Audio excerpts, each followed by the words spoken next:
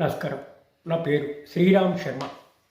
మనందరికీ తెలుసు, నిన్న అయోధ్యలో రామ విగ్రహం ప్రతిష్టాపన జరిగింది గౌరవ ప్రధానమంత్రి ద్వారా. దీనికి ముఖ్య కారకులు ఎవరు? అయోధ్య కేసు సుప్రీంకోర్టులో 96 సంవత్సరాల పరాశర్ అనే ఒక న్యాయవాది ఒంటి చేత్తో ఆర్గ్యూ చేశారు.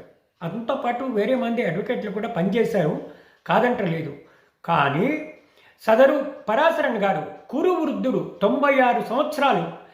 ఇంకొకటి అతిశయోక్తి కాదు ఏంటంటే, ఆయన కేసినప్పుడల్లా చెప్పులు లేకుండా కోర్టుకొచ్చి అతి భక్తితో ఆర్గ్యూ చేసేవారు.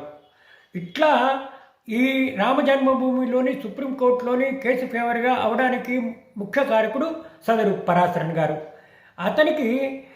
ఇతను 5 జడ్జిల ధర్మాసనం ముందు ఆర్గ్యుమెంట్ చెప్పడం జరిగింది తాజాగా ఈ తీర్పుతో.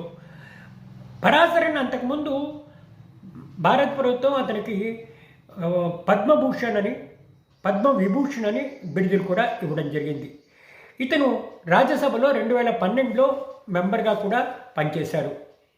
ఎన్నో కేసులు ఆర్గ్యూ చేశారు, ₹1 కూడా తీసుకోకుండా చక్కగా.